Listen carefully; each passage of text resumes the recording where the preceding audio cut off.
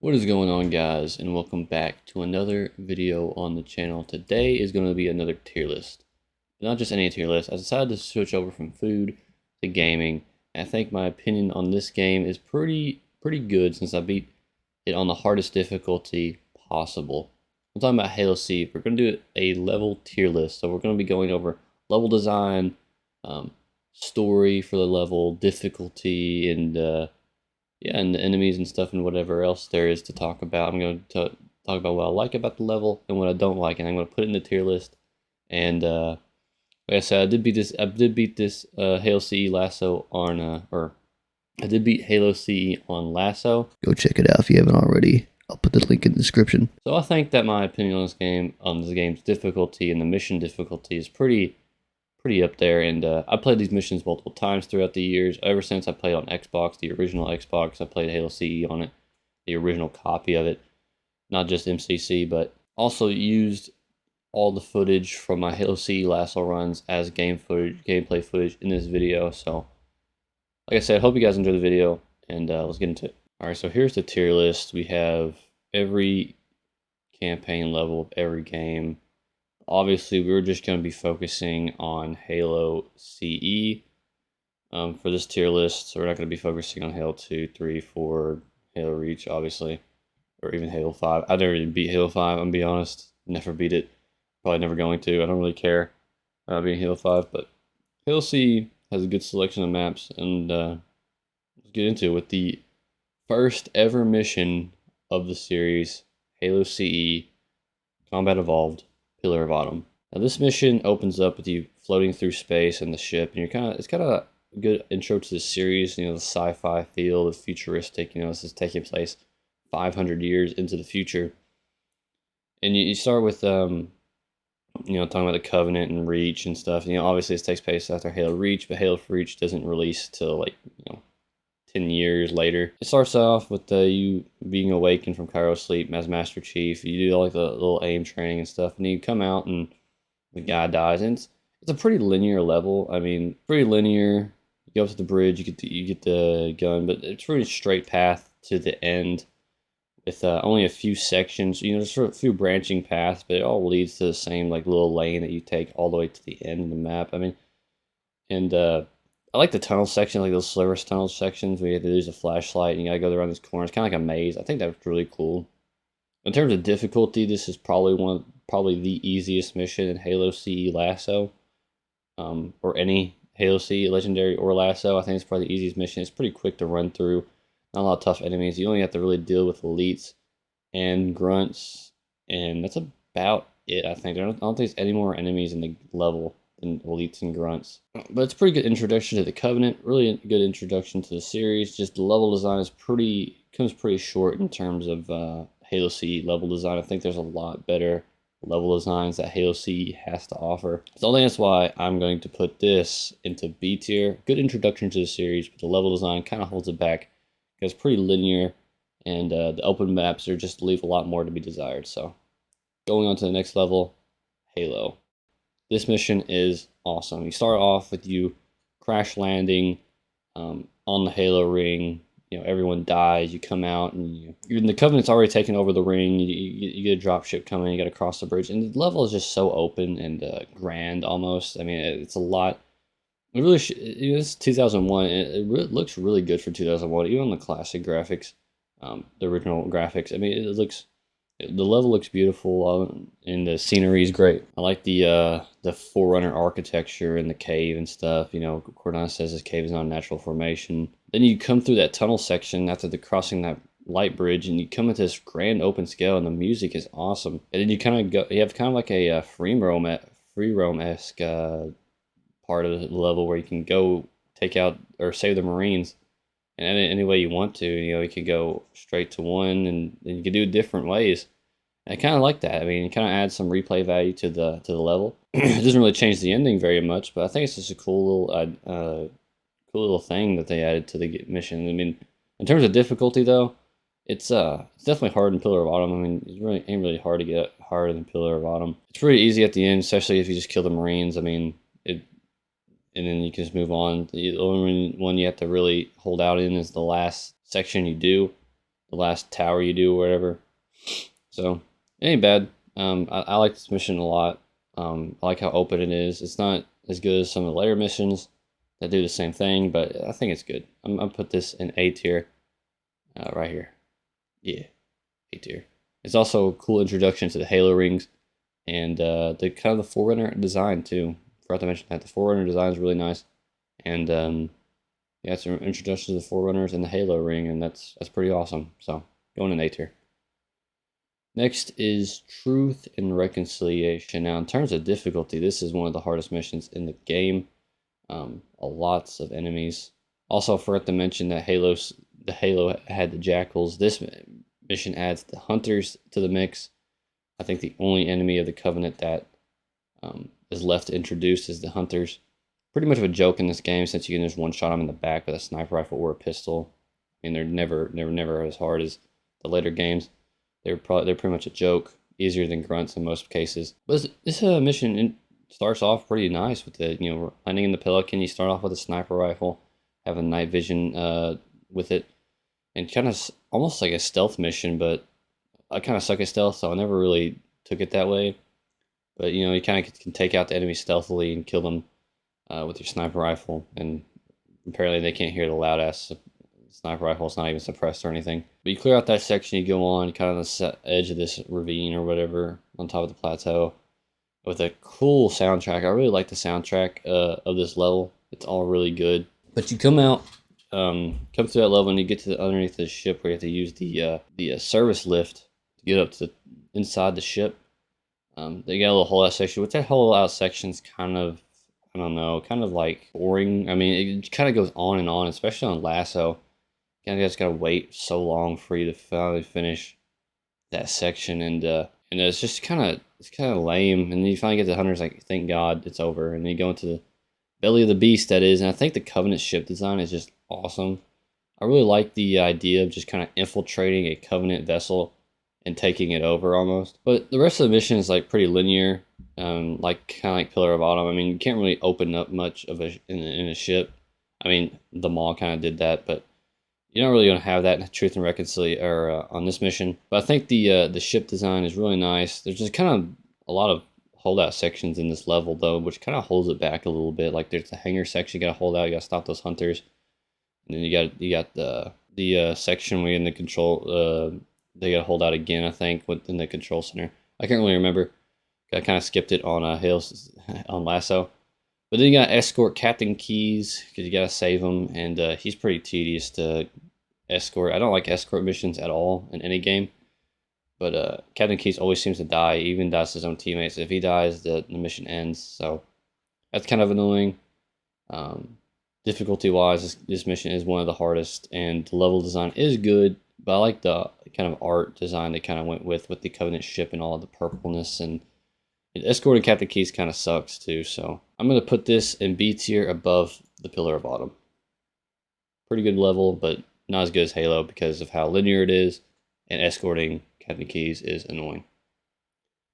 Ooh, the Silent Cartographer. This one has one of the best intros of any Halo game in terms of intro to a level. Like the cutscene is awesome with you landing on the beach and storming it and killing all the Covenant. And then they drop you a Warhog. And it's kind of like the end of Halo where the second mission where you get to choose what path you want to take. You kind of choose the path you can take, and it's pretty cool. I like how you can either go try to go straight to the thing. You can even skip it, but then you get locked out. So you're gonna go find a way to unlock it, and then you have to go back and you go down inside, get the sound, find out where the control room is, go back up. And it's pretty awesome. I just love how open it is and how you get to choose what path you want to take. I think it's really cool. I like how open it is. The island's kind of cool. I'm kind of rambling on a little bit here, but I think it's a good mission, honestly. Not as good as Halo, I don't think, but it does leave a lot to be desired here. I mean, I just love how you get to choose what you want to do. And there's a lot of hunters on this level, too. I think there's like the most hunters in any level on this level, which doesn't really matter because they're fucking easy as shit in this game. Putting it under Halo CE or Halo in A tier. Ooh, This is one of my favorite maps right here, Assault on the Control Room. This mission starts off with you landing, like literally landing inside the Halo ring with the Pelican, dropping you off. You know, the grunts run away, and then you move inside, and you kind of think it's going to be a linear level going through it, and then it opens up in that bridge section of just how big this level actually is, and you go down with your Marines getting pinned down by the Wraith, and you gotta fight the Wraith and all this shit. And it's just grand in scale. It's like one of the longest, I think, biggest missions in the game. Unfortunately, in HLC Lasso, you kind of skip through it, but that's kind of a good thing because of how long this mission really is. This also introduces the tank, which I think this is the only level you actually get to use the Scorpion tank, which is kind of unfortunate. I mean, I think the Scorpion tank is awesome, and you get to use it in this level to kind of tear up all the enemies, all the Covenant, you know, take all the Wraith tanks, and you go into that little underground tunnel section, fight some more enemies, come out, and then you come out, and it opens up again, and you kind of gotta get out of the Warhog because you can't go through that area, and then you see the control room. And I also forgot to mention how the snow aesthetic looks. I think the snow looks awesome in this level. It kind of, you know, they don't really sit on one theme very much in Halo CE. So I think it's awesome how they kind of like the themes always changes. Like every level on this ring is just kind of different. But the snow is awesome. Go up to the control room. Like I said, the Forerunner architecture is awesome, like a futuristic type deal here. Everything's like metallic looking. But then you go in the control room and you gotta fight these waves of enemies coming out of the control room with the awesome soundtrack as always. I mean, I think Halo's music is awesome, no matter what game it is. And then the mission ends with Cortana calling you an idiot, basically, and how the Halo ring is a weapon that it can destroy galaxies. So that's kind of neat how you realize that the ring is actually a weapon, not just a planet. But then she says that, you know, Captain Keyes unleashed something terrible, and you get to find out what that is next episode. I think this mission is the best in the series. Spoiler warning. So I'm putting this in S tier. I said series, I meant Halo CE. I think it's the best mission in the game. But next mission is nothing to scoff at either. 343 Guilty Spark. Now this mission opens up with you dropping off in a swampy area. Like I said, this theme always changes through these levels. I like that a lot.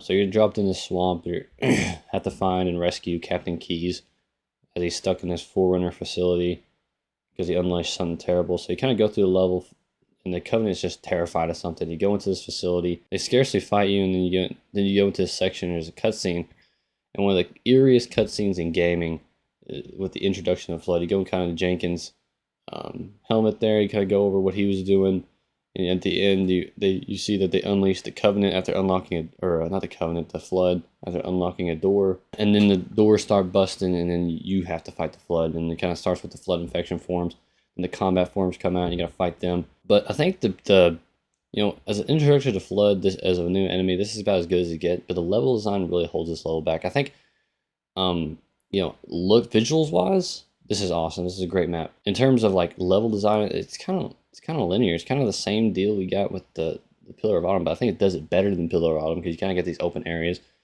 and it's not just all tunnels like it is with the Pillar of Autumn. This is kind of like open areas in some sections. You get those bridges, light bridges that you go across, and it's kind of a maze almost because you can't go the wrong way. If you go back the way you came, you know, the elevator busts, and then you gotta go deeper in the facility just to get out. And then kind of you come out and you go back in the swamp, but you don't really stay in the swamp for very long. I think that's a kind of letdown. I mean, I don't understand why there's this swamp-like aesthetic if you don't ever use it, if it doesn't get used that much. I mean, it only starts in the intro and the end. It's not long.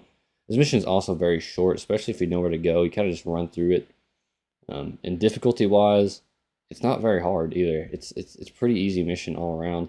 Kind of like the same deal with Pillar of Autumn. You kind of just run through it. But I think the level design and the introduction of Flood is enough to get it between Pillar of Autumn, but less than Truth and Reconciliation. I think the idea of going through a Covenant ship is better than introducing the Flood. But I think it does do a very good job of introducing the Flood, so I give it credit for that at least. Now we're on to the library, which I think personally is the hardest mission in Halo CE. Lasso, but on Legendary, the next mission is harder in my opinion. But in terms of Lasso, this mission was fucking terrible to go through. I mean, everything about it was just awful. In terms of level design, I mean, there's really not much to it. I mean, the visuals look cool, but the level just kind of repeats itself over and over again.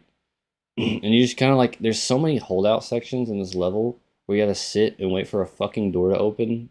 You have to wait for fucking 343 Guilty Spark to open a damn door over and over again. And there's so many fucking holdout sections in this level. It's awful. The only good thing about this level, I think, is the level design. I think, or not the level design, the visual design of this level. It's really nice. It really looks cool. You know, I like Forerunner architecture, no matter what game it is. But the rest of the level just kind of sucks, man. I mean, so many holdout sections. The flood just never ends in some sections, and it's just the same old same. You kind of repeating. It's like you're repeating in the same rooms over and over again, just following Guilty Spark and opening doors. I'm sorry, man. I'm sorry if there's any library fans for Halo CE, but it's going in D tier, man. It's kind of just sucks. I mean, same level. You're going through the same shit over and over again, and it's just not as good as these levels up here, man. I mean, like, I think Halo C's level design overall is really good, but this level just kind of drops the ball. I've got two betrayals. There's really not much to say about level design that wasn't already said in the Assault on the Control Room. It's pretty much the same exact level, but you're going to see that as a recurring theme for these final levels, Halo C LASO. But this mission was very long, same as Sonic Cartographer, or not Sonic Cartographer, with Assault on the Control Room. Same deal with Assault on the Control Room. It's really long. You're pretty much going back through Assault on the Control Room, but instead of going to the control room, you're going to these three energy sources, and you got to destroy them with your shield, and that can be pretty difficult because when you deactivate it, you lose your shields, and then the enemies come in and just kind of destroy you sometimes. I mean, you gotta be very careful. On LASO, this mission was really tedious on LASO. It's not the most difficult challenge. I think on Legendary it was a lot harder. But on LASO, it's just kind of like you crawling throughout the level. It kind of sucked. But I think it doesn't hold back on levels. I'm not going to really count that against it. I think the level design is good. It's kind of like a darker Assault on the Control Room, but with the Flood Flood and Covenant instead of just Covenant, which is fine. You get to fly through the Banshees. I think this is the first level that you're actually supposed to fly the Banshee. Your first aerial kind of mission there. The part that sucks though is that these freaking wraiths just snipe you out of the sky sometimes, especially that section before you go to the tunnel and you get that final or that second to last energy source. You gotta kind of destroy that wraith, and you gotta go up, and then that thing fucking snipes you out of the sky. And then you got through the tunnel section. You got freaking like 8 rocket launcher flood. It kind of holds it back a little bit. The rocket launcher flood in this level can be annoying, and so can the wraith. I don't think it's as good as the Assault on the Control Room because it is kind of like a rehash of it. It's pretty much the same exact level, except you're going back the other way through it, and you gotta take out those energy sources. But pretty much it's just the same level, just going through the open area of it. So this is going to be going on the bottom A tier underneath the Silent Cartographer. Next up is Keys, which is pretty much a redesign of Truth and Reconciliation, just with the Flood and a few Covenant. So in this level, you're going to rescue Captain Keyes because he got infected by the Flood. He flew too close to the sun and got affected. So we're gonna have to go and save him. So we start off in the ship. You guys spawning upside down. It's pretty funny. I was like, "Whoops, I'm sorry." And you got hit your head on the ground. It's pretty funny. On Halo CE LASO, you kind of just skip the entire level. So there isn't much to show here in terms of what the level looks like. But you kind of go through the level, finding out the Flood, and then you fall in this green goop, and then you gotta fight the Covenant and the Flood. And the Flood just never ends in some sections, man. Like, it's like a recurring theme for a lot of these levels where the Flood just keeps coming. Like, I guess it kind of like a zombie aspect to it. That could be annoying. The Flood in a lot of these sections and these levels are just annoying, to deal with. But you go through the ship, then you find Captain Keyes in the control room. He's fucking completely infected, like he's destroyed. Then you gotta punch him in the head, get the key or whatever for the neural implant for so the ship can self-destruct, destroy the ring, because you gotta get rid of the Flood. You gotta make sure the Covenant don't activate it, which they can't later on. In Halo 2, they say they can't. It has to be a reclaimer. But Keyes, I like to look at the green goop, and I like to look at the level. Like I said, it's kind of the same as the Truth and Reconciliation with the visuals. I mean, so it's just a destroyed ship, and you get the kind of Flood goop on some sections. But all in all, it's pretty much just Truth and Reconciliation, just with the Flood and the Covenant. And it ends with you going in the hangar, taking off in the Banshee, and that's pretty much it. I mean, it has its moments, but I really can't, in good conscience, put this over Truth and Reconciliation because it's just a redesign of it. It's kind of like the same deal with Two Betrayals. It's just a worse version of Truth and Reconciliation, putting underneath 343 Guilty Spark, but above Pillar of Autumn. Next up is the Maw. So this is pretty much a redesign of Halo, of the first level, Pillar of Autumn, but I kind of forgive it because you have to go back to the ship to self-destruction, so it does make sense. It's not a complete rehash of it. It has a lot of new assets in it, like the engine room. You got the final Warhog run, which is an awesome way to end the game. But I'm getting ahead of myself. It starts off with you crash landing in this little hangar, or whatever, his little escape pod bay, coming into the ship. And then you got to fight through the Flood and some Spec Ops Covenant. And the Spec Ops Covenant are really cool, really well designed in this level. I think it's the only part of any level that has Spec Ops Covenant in this game. So that's pretty cool. And well, no, there's Spec Ops Covenant keys. Never mind.